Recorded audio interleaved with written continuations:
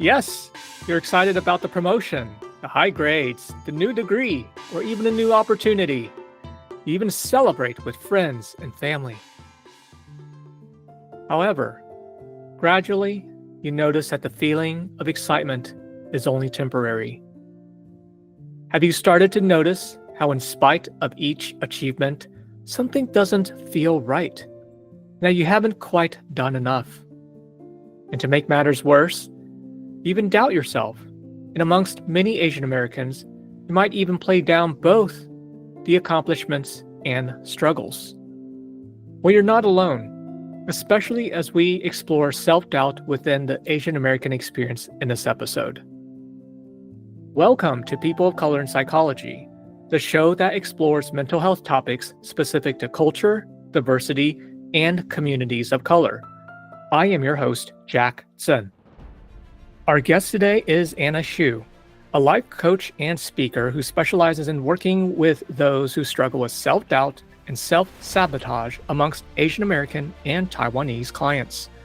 Anna received her coaching certification from the Institute of Coaching Mastery, which is an ICF-accredited certification program, and she is certified in somatic, emotional processing, behavioral change, and subconscious reprogramming coaching.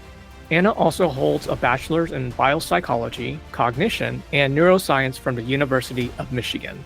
Anna has been a keynote speaker for multiple organizations across the United States and hosted over 100 workshops on mental health and has been featured in various magazine publications. She was also awarded the Marquis Who's Who in April 2024 for doing work that has deep impact on the world. So as part of her mission in healing, Anna also pioneered a 3-week-long project in Kenyan community that introduced new therapeutic uses of 22 types of plants by integrating American, Asian, and African medicinal knowledge. She is now in school to become a licensed acupuncture and Chinese medicine doctor, furthering her passion for mind, body, soul wellness. Notably, coaching was actually a pivot for Anna, as she worked at a tech startup and a Fortune 100 company before making this shift. So here we are today. As a Taiwanese American life coach, Anna will be discussing self-doubt within the AAPI context and how to incorporate compassion for healing. Anna, thank you so much for joining us today. Thank you so much, Jack, for that wonderful introduction. I appreciate it.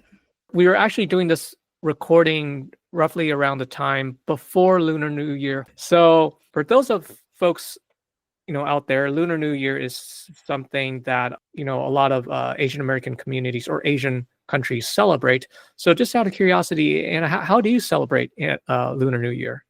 Yeah, I remember growing up, it would mainly be, the food is an integral part of a lot of Asian culture. So it'd be just really like communing with family, I think.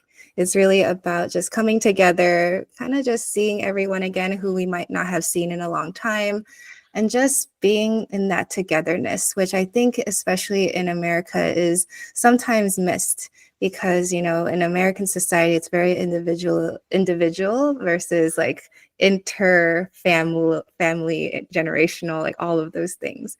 And so it was always nice growing up to see everyone come together. I will say, like growing up, it happens less so, unfortunately, because everyone lives so far and everyone's working. But I would normally go to a temple in Austin just to celebrate or help out. Last year, we did volunteering there. And then we also are in part of some Asian organizations in Austin. So we'll also do work with them to just kind of host some Lunar New Year events so other people of other cultures can also experience it. Yeah. It's really about togetherness here. Yes. Yeah. How about you? Yeah, I remember, much like you, as we age, the celebration is more difficult just because everyone's sort of spread out.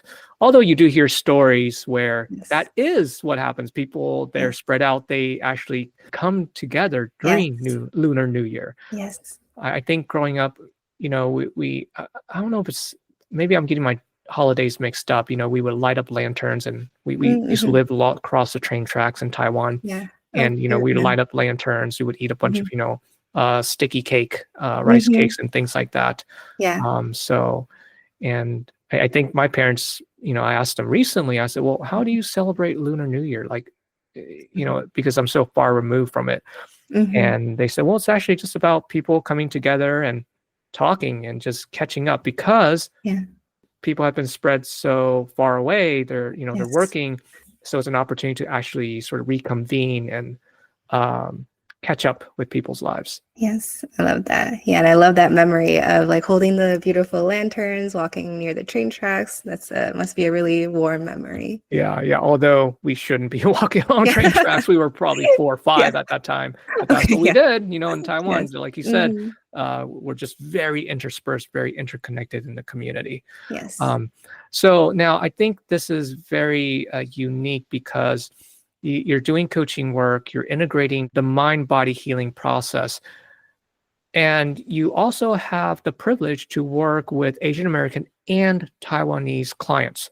And Yes. through your work, you've mentioned that that's why we're having this topic conversation about self-doubt. So tell me, why self-doubt? Like, what are you Yeah. noticing? Yeah, so I notice a lot of times, like in the Asian community, people are, like I will say, like a lot of people are very accomplished. I have a lot of friends. I know a lot of people who just like, if you just look at it by the book, they are pretty accomplished individuals. However, almost all of them like fail to acknowledge it or see it for themselves. Usually, I was teaching this to a client the other day, where the way we use our words reflects how we feel about ourselves. And so this client would always say like, oh yeah, like I did this, but I'm not there yet, so blah blah blah, right? And so I was like, imagine if you phrase it the other way, right? It's like, oh yeah, like I'm not there yet, but I did accomplish these things. Notice how that has a different energy to it. And so it's really, really us seeing like, wow, like the way we use our words, even the most minute ways, can help us see like where our negative beliefs are, what is going on in our minds, how we feel about ourselves. And so I noticed this pattern a lot in the Asian community, where we will say like, we will celebrate people for something, right? Especially peer to peer, like, oh my gosh, I saw you achieve this, congrats. And then people will be like, yeah, but it's not a big deal, right? And it's like this, like, I guess growing up, it's taught as humility or humbleness, but sometimes it gets so deep in us that it becomes like a deep self-doubt or a feeling of never being good enough. Mhm. It is a very fine line between humility Hmm. versus suddenly silencing our accomplishments and not even acknowledging or saying that Yes. it's not good enough. Yes. Such a fine Yeah. line. Yeah. Right. Yes. Yeah. So tell me a little bit more about the work that you're doing. Yeah, so a lot of times what I tend to notice the pattern for a lot of my clients and what they want to focus on is this feeling, one, of self-doubt, but then two, like self-sabotage. Like they will really want something, but then they will end up, maybe like for instance, someone really wants a promotion, but then they know they have to do XYZ to get the promotion, but then they end up doing some other work. They busy themselves with other things that might not be moving the needle, or they maybe want to become healthy, right? Or they want to prioritize their rest and recuperation more, but then they feel like they need to just keep on pushing, pushing, pushing. And so I see a lot of Asian clients tend to have this feeling of, I can't rest, right? And so a lot of my clients are burnt out, but they want to feel happy. They want to feel fulfilled in life. And it goes back to that self-doubt, because it's like their life, if you look at it on paper, it looks great. Anyone would want to live their life. But then it's like internally they feel like, well, how come I still don't feel good enough? No matter how much I achieve, it seems like that goalpost keeps moving. And so for me, really, it's helping them kind of reconnect to that sense of self-worth that's within them, instead of kind of like this concept of self-esteem has been thrown a lot recently around, right? And so I think it's worth noting like the difference between self-worth and self-esteem. And so self-worth, this is from a paper I was reading. It's by Kristen Neff. And it talks about how the difference between self-worth and self-esteem, like being able to differentiate that, can help us feel better about ourselves.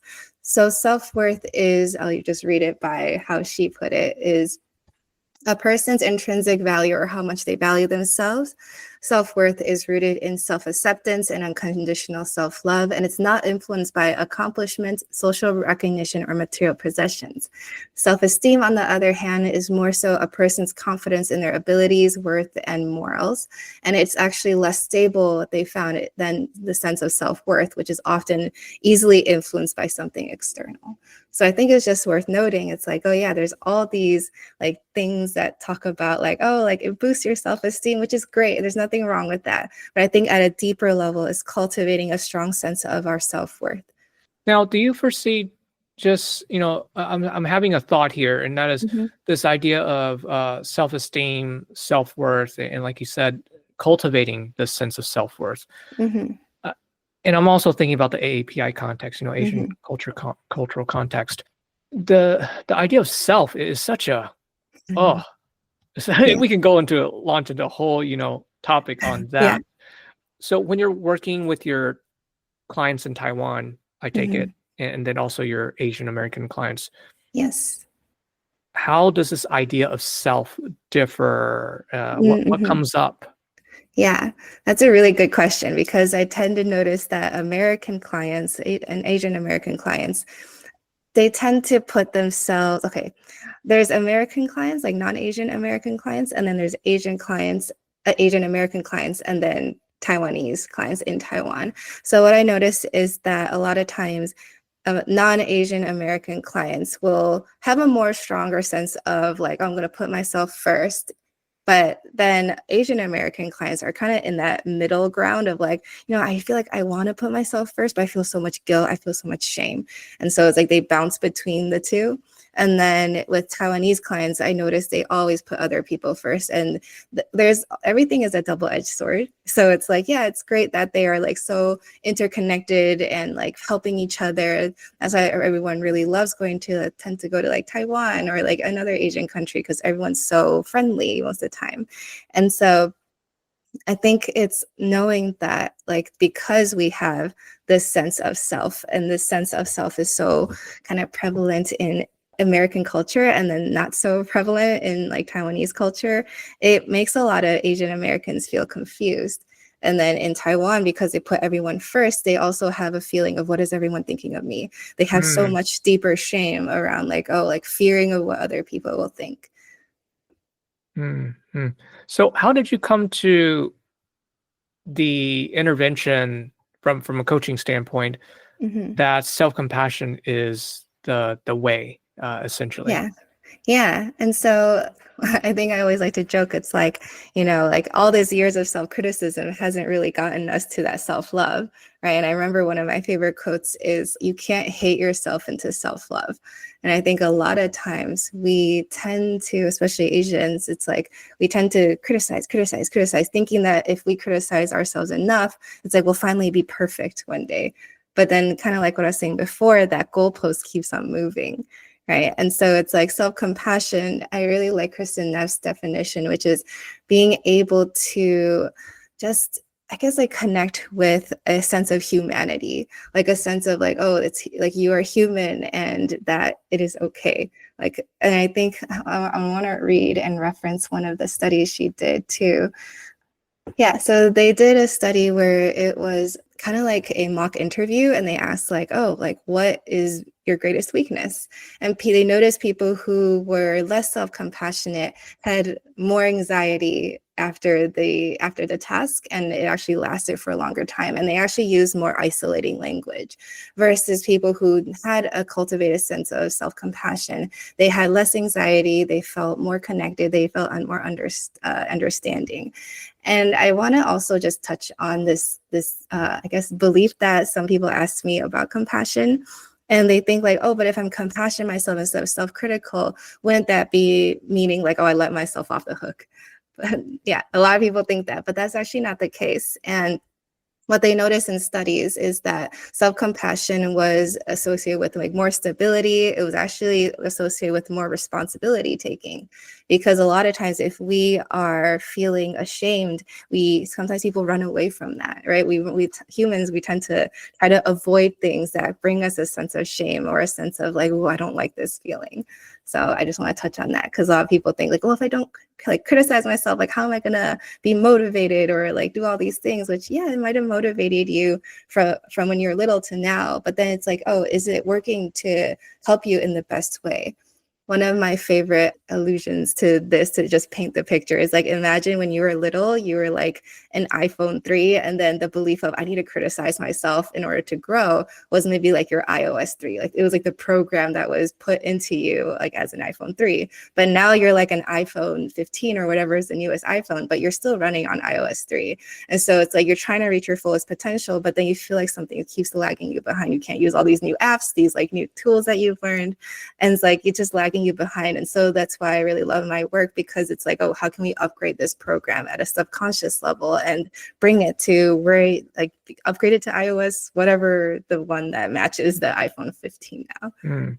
That's such a great metaphor. Now, the other part too, since most of our listeners are in mental health, it is going to come up, which is Yes. you're actually bringing a lot of mental health concepts. So can you tell me about the coaching piece? Like, are you noticing the clients, it's mostly within professional business settings that you're doing coaching work? And how do you know when to consult or refer, hey, this is getting into the mental health territory? Yeah, that's a great question. That was something that I was like, I guess like worried about when I first became like a newbie coach years ago. And so, because my coach, I think coaching is like such a broad spectrum. There's business coaching, mindset coaching, like all the in between, right? And so for me, my coach, she used to be a psychotherapist, turned into a coach because she saw the gap between therapy and coaching. And that is that a lot of, in therapy, it's like a lot of like processing. It's a lot of, understanding your trauma. But what she noticed is that a lot of people were hyper aware of their trauma, but they didn't seem to be able to get deeper, and they didn't seem to be able to really kind of move past it. And so with coaching, it's more action oriented, but she noticed that for a lot of people who were doing coaching, they weren't able to apply it because they weren't aware or connected to perhaps the deeper negative beliefs that were sabotaging their growth. So for instance, a belief of like fear of success might have stemmed from when you were little, parents might have told you, oh, you'll never succeed, or like you aren't worthy of success, or maybe you saw a lot of money issues growing up. Right. And so to a little kid, they don't know what's really happening. They try to make sense of it with their, maybe like their 7-year-old brain, but they can't comprehend or grasp what's happening. So they will make a definition out of what makes more sense to them. So they might think like, oh, money is unsafe, right? Or success is not safe.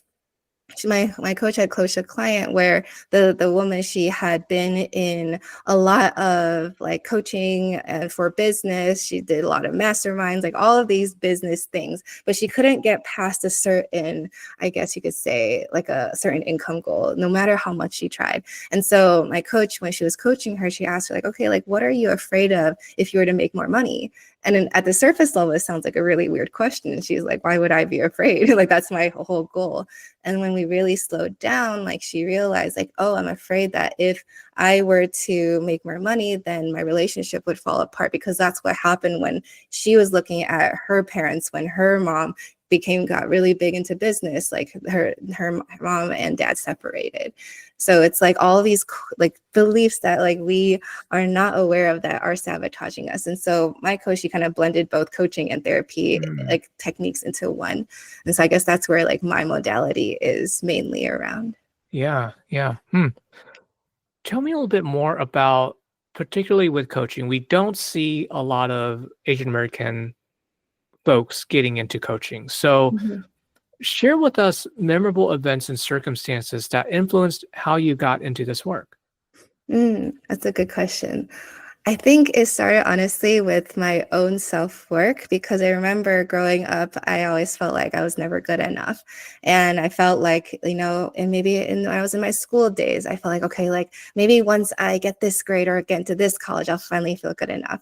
And I remember when I got there, I was like, oh, how come I still don't feel good enough, right? Maybe it's in the job that I'll get after college, right? Because I would see the people above, like, older grade than me getting all these cushy jobs. I'd be like, okay, I need to get there. And when I got there, I was like, okay, like I still don't feel good enough. There must be something that's missing, right? Like, what am I missing? Because if everyone's saying, oh, like, a lot of Asian parents are like, oh, just get the job, just get the, the house, all of these things. But then a lot of people do get those things, and then they always feel like, how come, like I still feel this empty feeling inside of me, right? And so for me, I started looking, instead of out externally, I started looking looking more inward, right? Okay, like what are the beliefs I'm having? It started really small, just like starting like reading, watching YouTube videos on it. And then I met my coach and some other coaches. I was like, wow, this is a career, because it changed my life. So I was like, wow, if I could bring this to the Asian community, that would be life-changing. Because a lot of times in, I guess, I don't want to say just therapy, but also coaching too. It's like when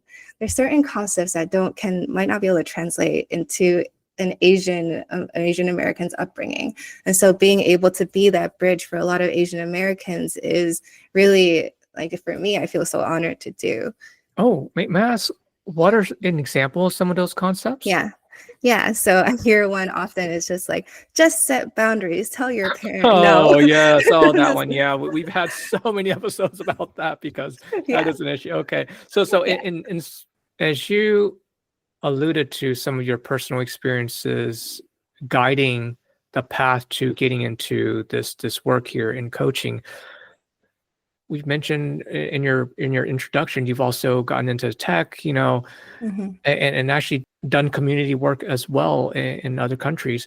So just taking consideration the broad experiences you've had as a woman of color, what were some challenges you faced and overcame that you would be willing to share? Yeah, that's a really good question. I feel like one that a lot of Asian women would resonate with, and even like some Asian men I would notice, is that like they feel like they can't own their greatness in a way. It's like they can't be their fullest selves. They struggle to speak up. They struggle to feel like they can offer anything of value.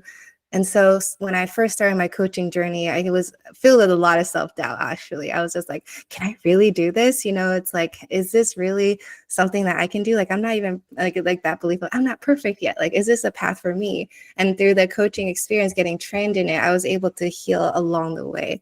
And so it's like being able to be like compassionate with ourselves and not aim for perfection was a big thing I had to learn. It's like, oh, just because like you think that once I'm perfect, then people will listen to me or then people will respect me. It's like, no, it's like, I was actually talking to a client about this the other day, where it's like noticing how like when she was vulnerable with others, people mirrored that back. Right. And it's like actually the more vulnerable we are, it's like the more we create this human connection versus someone who's perfect all the time. It's almost like it becomes repelling. Right. It starts like, yeah, people almost like, not that they don't want to connect with perfect people, but it's almost like there's something that feels like an invisible wall that's there. Versus when we're truly vulnerable, sharing our human experiences, it's like, oh, everyone will feel self-doubt. Everyone will feel all these feelings of not good enough. There's always some level of that. And so when we're able to be authentic with each other, that's when we ultimately just like connect as humans. And so for me, it was learning that, okay, like not aiming to be perfect. And then also knowing that even if it's not perfect, I can still share and speak up and have a voice. Now, something that some of our listeners are not aware of is, you and I conversed prior to the podcast, and we both shared our background in Buddhism, and the idea of cultural appropriation. So Mm-hmm. I'm curious what that is like for you when you Mm-hmm. are thinking about self-compassion interventions, and of course you're reading material that are from a Eurocentric perspective, Mm-hmm. even though your background, and of course my background as well, is from an Eastern Buddhist context. I feel like for me, one, it's like, especially this kind of links to, how everyone went from TikTok to Xiaohongshu. I don't know if you heard about that, like mass migration. I was feeling a little bit like, this is very interesting that like And we're when you say going on. Xiaohongshu, you mean Red Note? Yeah, Red Note. Yes, Is it like Red that. Note? Yeah. Okay. Honest, I Or heard that there's like controversy around like the red note word, but I had Xiaohongshu like in my phone for a while. So like oh, before that okay. whole I'm thing just trying to happened. figure out like Yeah. what's the English word for Yeah. yeah. Okay. Yeah. I guess like it's supposed to be technically like Mao's little red book, apparently. I'm not too Mm, sure. I don't know anything mm. about it. I just know that it's like it was very interesting experience for me to see like how overnight it seemed like suddenly becoming Chinese was very popular. Right. It's like, oh, suddenly everyone wanted to be like Chinese. I saw people like use like AI filters to begin wearing qipao. And so it was like, oh, it was suddenly cool, you know? So Really? like, Wow. yeah. Oh. So it was very interesting because, and a lot of actually Asian Americans and international, like especially Chinese Americans and Taiwanese Americans, and like a lot of people were voicing their conflicted feelings too. And so I think at the end of the day, it's like there's a part of us that's like, wow, like it's great that they're like experiencing this. And then there's also a part that was like, oh, like we got bullied for this growing up, you know? So I guess it was kind of just being able to see that, you know, eventually humanity hopefully kind of just, I guess, adjust itself. And I think sometimes, not that it can't be changed, but it's like we can do our best to compassionately just explain to compassionately first, like heal our triggers. Because something that I think not many people talk about is that our triggers are our own. And one of my favorite stories is a story about a monk tries to go meditate, and he goes on a boat and tries to go into the middle of the lake. This monk is like, I want to meditate, I want peace and quiet. So then he goes in a boat into the middle of the lake. And so he's meditating, he's getting into the zone, and then suddenly he feels another boat bump into him. And so he's like, okay, that's fine, whatever, I'm going to keep on meditating. He keeps his eyes closed. And then suddenly a couple of minutes later, he feels the boat bump into him again. And so he's feeling his like annoyance and irritation arise. And then the boat bumps him for the third time. And then he like his eyes fly open and he's like, are you so like stupid? Can't you see I'm meditating? And then he sees an empty boat. And so it's just saying, it's like a lot of times, like all that anger was within us, right? It's like that trigger is like it's like a belief of that shouldn't happen, or it should happen. You know, all of these things are beliefs that are creating these certain emotions within us. And so it's like this helps us take our power back. It's like, oh, if I know that's created within me, I can heal that trigger first, and then I can choose like what I want to do with the situation after I feel more connected to myself and I've healed that should or shouldn't believe. So And so without using the should statements, when yes. you're using compassion and exploring these ideas, also from the AAPI context, you feel conflicted in using this approach because of the Buddhist concept of compassion, and also seeing it essentially, westernized. I think at the end of the day, this is more so my personal belief, but I feel like if they truly understand all the nuances around it, and I do feel like when people take it surface level, you can also see it in their, I guess, energy per se. Like you can kind of tell when someone is more surface level. And so it's like, oh, you can kind of tell they don't get it, right? It's like, oh, like versus like someone who, like I like to think, so the example I typically see is like yoga, right? Yoga is a very like India-based tradition, and like a lot of people, like a lot of non-Asians have like just kind of taken it with their own. They just kind of run with it. And so I think at the end of the day, it's like, yeah, like it's like when we can educate, it's like, can we educate in a way that they will listen, that like if we really want people to listen, we have to say in a ways that they will listen, right? And if they're not willing to listen, like in terms of like karma or cause and effect, right? It's like things will happen where it's like they will come up against, I guess, conflicting experiences where it will challenge the belief that they learn. So for instance, if someone learned Buddhism and they haven't gotten to that deeper level, it's all just purely surface level, like washed out version of Buddhism, they will come up against challenges. And in those moments, it's like, oh, like, it gives them like two paths. It's like, oh, either they just like throw it out the window, or like they kind of will go deeper and finally be able to understand. That's what I typically see, I guess, in the patterns. There's a lot of grace in just saying, hey, where's this person at? Can I Yeah, intervene as needed? exactly. Okay. Yeah. So for you, what does it mean to be a Taiwanese American life coach? Let's see. I think it means like being a safe space for a lot of Taiwanese Americans to come and relate to experiences. I know in like typically therapy, you don't really share much about your own upbringing or your own experiences, but in coaching, it's more so like, I guess, personal, and everyone works differently. But I will like share like, hey, like I had the same growing up experience as you. And speaking of Buddhism, I actually want to touch about self-compassion that was compared in 3 different countries. And so the Buddhists, they compared the level of self-compassion in Thailand, the USA, and then also Taiwan. And so it was very interesting. They found that in Thailand, they actually had the highest level of self-compassion. US had the middle amount and Taiwan actually had the least. And Oh so I was gosh. really, yeah, I was Oh. really, yeah, I thought it was really interesting because it's like, oh, we would think like, oh, because like Taiwan also has Buddhism in there. But then what they noticed in the difference was that the Buddhism in Thailand is more, I guess, like traditional Buddhism. It's more like Tetrayana or something Buddhism. I forget the exact word. You mean like Apologies. Theravada or Yeah, that uh-huh. one. Yes. Yeah, so Or Theravada Buddhism. Yeah, and then with Taiwan, though, it was interesting because they noticed that Taiwan's very influenced by Confucianism.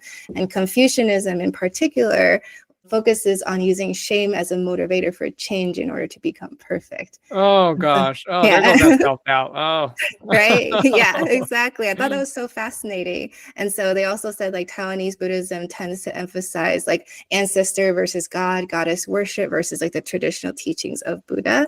And then also it's like that's like the mindset in a way. And then also individuals, basically because of Confucianism, the paper says like the individuals are encouraged to become aware of their faults through self-examination so that they can correct themselves. Confucianism emphasizes the importance of shame as a means of self-development, an emphasis that is reflected in many Taiwanese parenting practices. So it's almost So as though, yeah, that's tricky. And thinking about your work, how can we support you? I think honestly, one of my missions this year is one to gift away 100 coaching sessions. And so if anyone, your friend, your loved one wants to just experience what that's like, I'm happy to gift them one because I do feel like this work is transformational. And I am very big on giving back because I feel like just learning about like why you are the way you are or like these deeper patterns, it can create a ripple effect in the world. And so that's, I think, one of my missions this year is to give away 100 sessions. And I also want to do more speaking this year. So if anyone wants or is looking for a speaker for their organization or workshop host, I did a week-long workshop at TAF. I don't know if you've heard of TAF, but it's like Taiwanese American Foundation. And essentially I taught a workshop every day on like the generational influences of like as a Taiwanese on like leadership and like confidence and how it's all linked to Taiwanese like upbringing or I can like Asian upbringing too. And so I think like this work is just so transformative and I would love to reach more of the world with it. Mm-hmm. It's very energizing to Mm-hmm. talk about this and to feel connected too, because you're also Yes. seeing change. Mm-hmm. Yeah. Well, Anna, anything else? Any final thoughts? Any final thoughts? Um,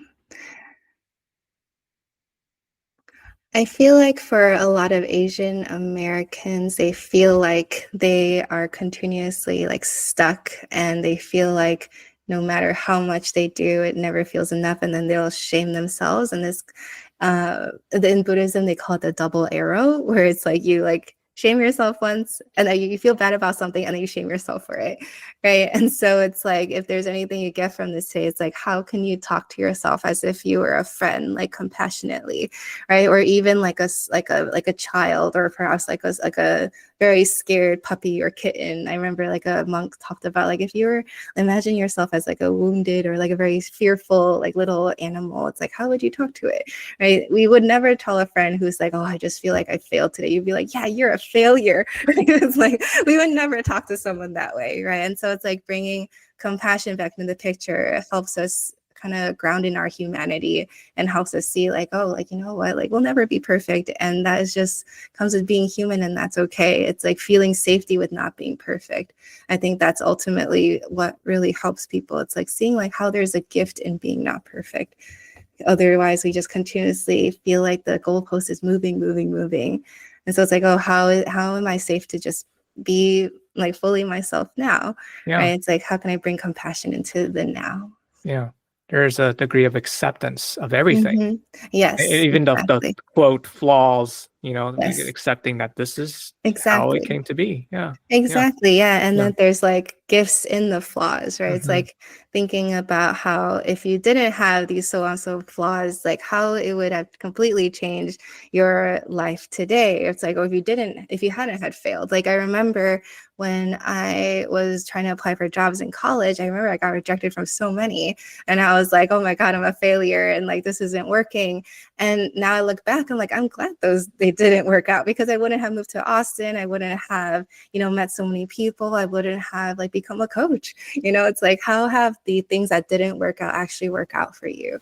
I think that's always a good question to reflect on. And like, if you're going through something really hard right now, it's like knowing that one day you're going to look back and be like, oh, I understand like why that had to happen. Yeah. So.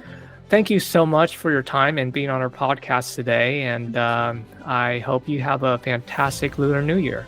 Thank you. I hope you do too. Thanks for having me. A huge thank you to our listeners. If you enjoyed this episode, please share and subscribe to People of Color in Psychology. You can also support us by registering for continuing education courses or making a one-time donation on the Multicultural Counseling Institute's website. Your feedback is important to us, so feel free to send an email, a message on LinkedIn, or leave a voice message on our website. Until next time, this is your host, Jack Sun.